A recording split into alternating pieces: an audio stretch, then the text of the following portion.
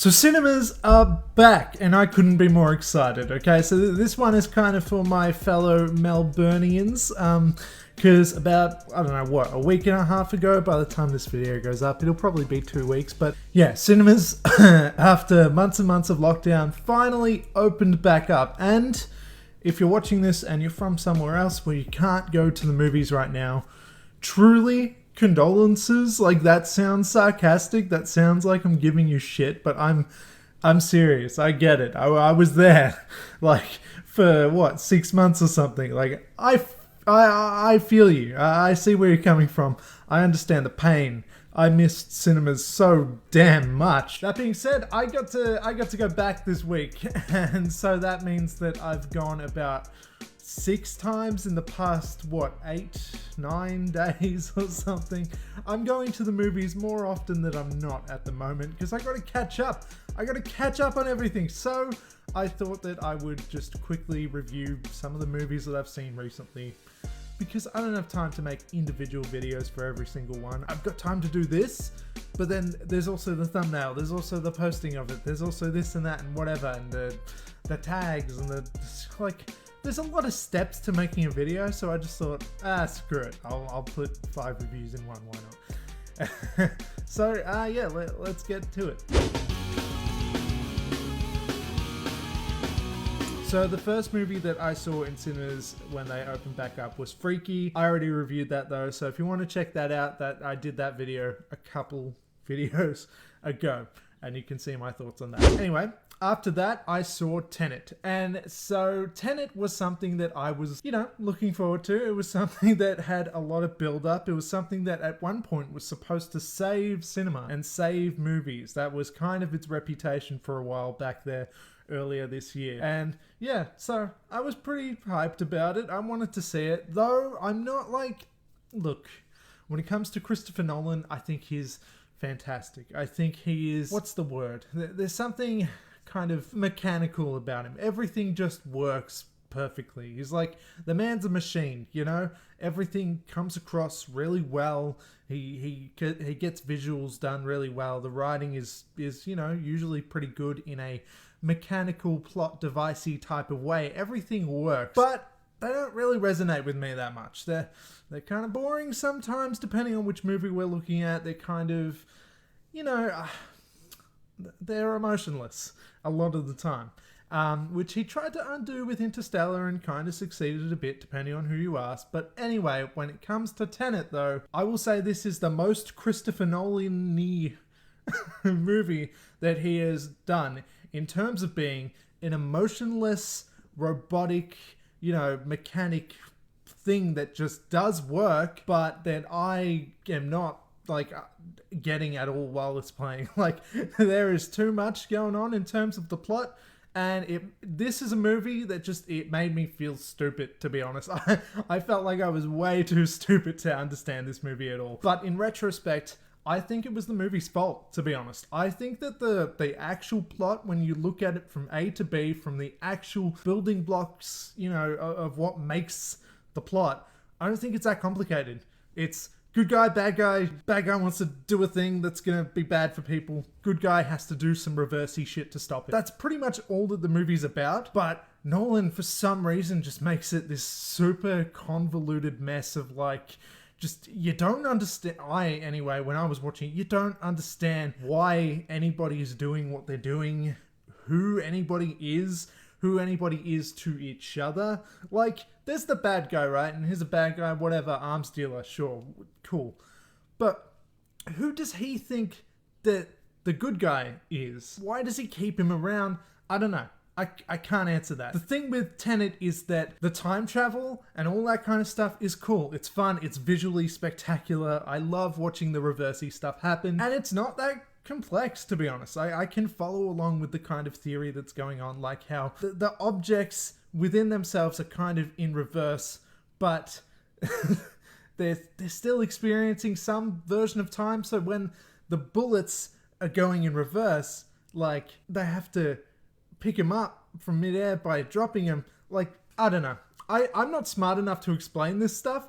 I kind of get it in my head, but I'm not smart enough to explain it. But the point that I'm trying to get at is that I find that stuff fun. I do find like it interesting to think about that stuff on a mechanical level, on a, physical, I don't know, scientific level. I don't know, whatever word you want to use. I do find it interesting trying to figure that stuff out. The time travel-y, reversey stuff is fun. But Nolan makes it so that just simple character motivation is more complicated than time travel. Like, that's hard to do, I would say, because time travel is quite fucking complex when you really think about the ins and outs of it. But here, I don't understand who is who. I don't understand. I don't get it. And I was just sitting there really paying attention, really trying to get into this thing, really being like, okay, so if this is that and the blah, blah, blah, he is this guy, he is this. There was just way too many elements to it. And then, no, that's a spoiler. But there's one thing in this movie, I won't say what it is, but it's very obvious who a particular character in the movie is. And then the movie acts like it's this big reveal when they show you. And like, I didn't understand a fucking thing about this movie, but I knew straight away who this character was.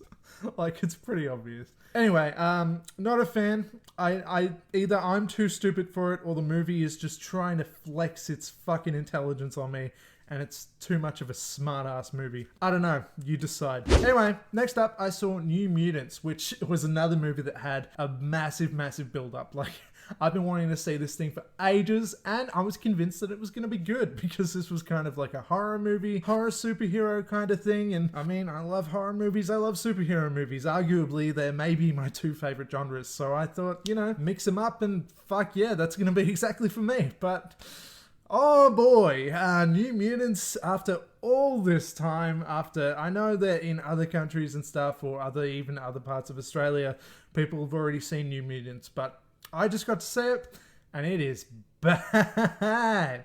It literally felt like a 12-year-old wrote it. Like, things didn't go together. There would be like a scene where a character is talking about something, and then it'll cut, and it's like, oh, I guess it's like the afternoon now because they're doing something else, and this is like nothing to do with what we just saw. Like, it's choppy like that. It's not very well written in terms of explaining kind of what's going on. But the biggest thing, the most criminal act about New Mutants is that it's just so boring. It's just so goddamn boring. There's this woman in it who's like a Dr. Villainy type of character who's, I don't know, helping the mutants not have their powers or whatever. I don't know. But this woman, like, is the fun police. She doesn't want any fun to be happening during the movie. And me and my wife, like, while we were watching it, were joking. Like, we were the only ones in the cinema, so we were just like, every time she showed up, it was like, she pretty much was just like, nah, that fun thing can't happen. Like, the movie would finally start getting interesting, and like a little horror thing will happen, or the characters will get up to some mischief or something. But then the woman's like, nah, gotta put you in a room and this scene's over. We can't have any fun around here. And she literally wrecked my fun. Like, it was so annoying. And then, but speaking of the characters making mischief, there's this one scene where the like Dr. Woman is asleep and they are going to get up to some mischief, and like rock and roll starts playing, and literally it intercuts from like two different scenes where one of them is just a couple of the girls just dancing like this, and then the other one is the guys, like one of them's pushing the other one in like a wheelchair or a computer chair or whatever it was, and that's it. And it just cuts from like that scene to that scene. Like, that's the craziest thing that they could have done. Yeah, it's a bit painful. This is not a great movie, unfortunately. I really wish it was. I was really looking forward to this one. And one last addition, one little last thing that I forgot to add here. I'm just editing at the moment. Another thing about this movie is that it feels super isolated. It's weird. There's like, 5, 6 actors in this entire thing. There's like no extras apart from like 1 or 2 scenes. It feels bizarre. It feels like this was shot during COVID. Like, it feels like this was that kind of thing. But this was shot like a couple years back, was it not? Am I just wrong about that? that. I don't know, but it feels like a very weirdly lonely movie, and it doesn't have as much of a punk rock vibe as all of the posters and stuff would have you believe, like the one that I've got showing here. Like, I don't know, this movie just really lacks attitude and lacks an identity and just feels, weirdly lonely. I don't know, the vibes are off. It's just... yeah. And then after that, I saw Unhinged, which is that movie that you might have seen the poster of with Russell Crowe looking like a badass. And with that, I have to say that if you are a horror fan, if you're a thriller fan or whatever, look the fuck forward to this or see this if you can or whatever, because my God, this is actually surprisingly good. I thought this was going to be like dumb fun. This was going to be good, bad. And look, to an extent, that is exactly what it is. But this movie is surprisingly brutal. Like, it is violent. I watch a lot of horror, personally. Like, I'm quite accustomed to violence in film. I made a whole video about it. You can check that out. But, numerous times throughout the movie, I leaned over to my wife to whisper, this is fucked. Like, the things that the bad guy does in this movie is legitimately quite fucked. He is absolutely, as the title suggests, unhinged. There ain't no hinges on this guy, I tell you that much. This guy, one fucked up individual. Seriously, like, you need to see it. You just need to see it. Like, this movie really... it's good. It's fun. It's intense. It's really well done in terms of being a schlocky kind of horror, action-y, thriller, whatever kind of genre this is trying to be. It's very well done in that package. It's not the best thing you'll ever see, but for what it is, it's a lot better than I was expecting, a lot better than it probably should be. And yeah, like I said though, just be wary. It's quite fucking brutal. Like, seriously, I wasn't ready for it. Maybe it's just because if I went into a violent horror movie that's like rated R or whatever, maybe I'd be expecting this stuff. But I thought, this didn't seem like it was gonna be that over the top. This looked quite tame, I guess, from trailers and stuff. Maybe it's just that made it seem more shocking to me. But either way, I wasn't ready for what I saw in this film. But it's fun. It's fun. It's dumb fun. It's good. Next up, I saw Antebellum, and this movie is very limited in terms of where it's showing in Melbourne anyway. It's only showing at the moment. Oh, maybe it's done now. I don't know. But the other night when I did see it, it was only showing at the drive-ins. There were no cinemas at all that were showing it. Not even the artsy-fartsy indie ones or anything. Nothing. I had to go to the drive-ins. And typically, I hate the drive-ins, but this time it was kind of fun. But Antebellum, that being said, Antebellum is kind of a weird movie to see at the drive-ins. Because the drive-ins are kind of like a gimmicky, fun thing. You know, you go in your car, you get some popcorn, it's just kind of a fun thing. But then, racism. It's like, oh, shit, I wasn't quite in the mood for this. That being said, once it got going, I absolutely love Antebellum. And if you ask the internet, I'm an idiot for thinking so, because this has terrible reviews, terrible ratings on IMDb, and it's probably rotten on Rotten Tomatoes. I don't remember. Pretty sure it is. It's in like the 20s or something like that. Yeah, people do not like this movie. This is not a popular movie in terms of quality, not a popular movie in terms of people liking it. It's not very well liked. I think I'm crazy, maybe. I think I don't know. I don't know what's going on, but I liked it a lot.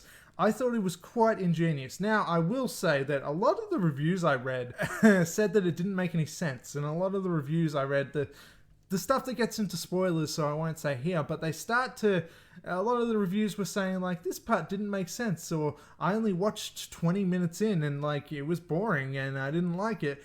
And it's like, you gotta watch the whole thing before you judge it. And look, if you still don't like it after watching the whole thing, fair enough, whatever, it can't be for everyone, but I think it might really work for you if you like the kind of stuff I like. Think Us, think Get Out, it's not as good as either of those, but it's you know, it's trying to peter into that a bit. This has nothing to do with Jordan Peele. He didn't work on it or anything, but it does feel a bit like that. Yeah, it's not as good, but it is pretty fantastic, if you ask me. It's kind of like Black Mirror in a way. It's kind of like, it kind of feels like a Shyamalan movie a little bit. It kind of feels kind of a horror. It's kind of a, old-timey, racist movie, or not a racist movie, but a movie about racism, like 12 Years a Slave or something like that.